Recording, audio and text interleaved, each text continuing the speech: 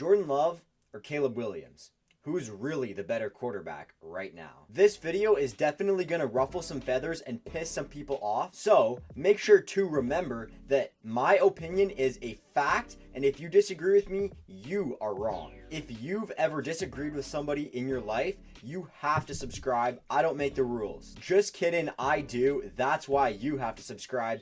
And while you're at it, make sure to leave a like and drop a comment. Just because I think Jordan Love is the GOAT doesn't mean I'm not a nice guy. For the past 30 years, Green Bay versus Chicago hasn't even been a debate at the quarterback position. Favre, and especially Rodgers, has tormented Chicago over and over again for years. Last year, my worst fear came true. In 2025, the Bears, they actually looked competent. Caleb Williams is slowly developing into an NFL superstar under center. Ben Johnson has quickly established himself as, in my opinion, a top 5 head coach in the NFL, on their way to eliminating the Green Bay Packers in the wild card round and winning the NFC North, taking the throne from, well, the Lions for a year, but before that, the Packers for I don't know how many years before. For the first time in years, the Bears don't just have hope, they have genuine reason to believe that they can seriously run the division for years to come. Let's hop right into the biggest, hottest debate right now in the NFC North. In 2025, these two quarterbacks were statistically opposite from each other, and yet they were still pretty comparable. Love completed a much higher percentage of his passes while throwing for a few less touchdowns and one more interception than Caleb Williams last year. Williams also added 3 touchdowns on the ground to Jordan's 0. Head to head, we're only going to count the games that they actually played against each other. I know you Bears fans really like to say he beat him twice, but we have to remember in that second game, Jordan Love was taken out of that game by a dirty hit that Bears defensive end, Austin Booker, was fined $11,000 for. So we can't act like that hit was clean, that Jordan Love just happened to get hit with a fluke injury.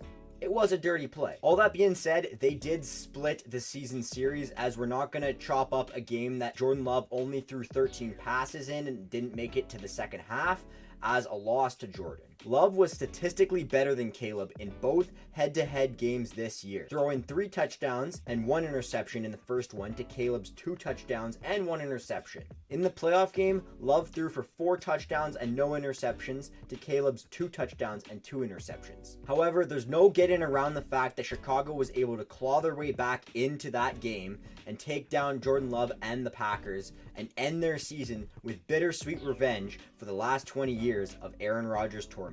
While the Bears, for now, can still say that they run the North, there's a lot more to consider when comparing quarterbacks than wins and losses. I really hate, as a Packers fan, to bring this up, so I'll keep this short, but injuries did completely derail the 2025 Green Bay Packers season, and it's not an excuse for losing. We lost to the Bears fair and square. However, it is a reason for Jordan Love not playing up to his potential. People really want to act like Micah Parsons, Tucker Kraft, Devontae Wyatt, and Zach Tom are just average role players that, when they will come back next season, will not have a super large impact on the Green Bay Packers' performance on the field, because they all suffered season-ending injuries last year. Jordan Love was playing with a depleted roster all year and yet still was statistically better in almost every metric than Caleb Williams. Especially head-to-head, there was no debate who was statistically better. Obviously, Caleb Williams has a bit of clutch factor, as we're starting to see. However, you can't sit and look at the stats and argue to me that Caleb Williams was statistically better than Jordan Love this year. However, what that playoff game really came down to at the end of the day was coaching.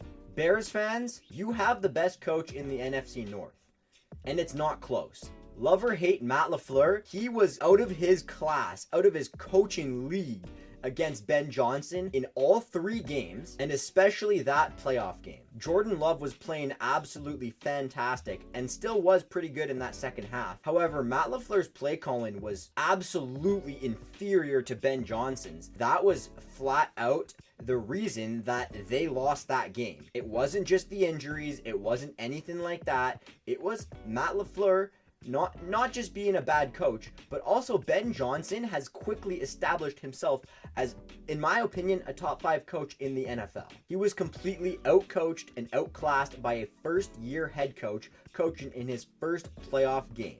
Football is just one of those sports where coaching is almost as important as the roster itself. And the Bears have a young, offensive-minded genius to work with Caleb for the foreseeable future, which bodes extremely well for his case as the King of the North. Right now, it's still extremely difficult to pick one and point and say that is the better quarterback. There's no doubt about it. The North is as competitive as it's ever been. Chicago, as a franchise, may have a brighter outlook for the team's future. However, if we're only looking at the two players as quarterbacks, right now, Love still has that slight edge over Caleb Williams, despite what you Bears fans may try and convince me. However, this could easily be flipped on its head in 12 months' time when we're looking at the 2027 offseason. If the Green Bay Packers can't fix the problems with the overall roster construction, coaching, and all the other things that affect a quarterback's play on the field. The Chicago Bears have finally not ruined a quarterback, and for that, Bears fans, you should be extremely proud. It's not about whether Caleb Williams is better right now, because he's still younger. He's still a more raw prospect, or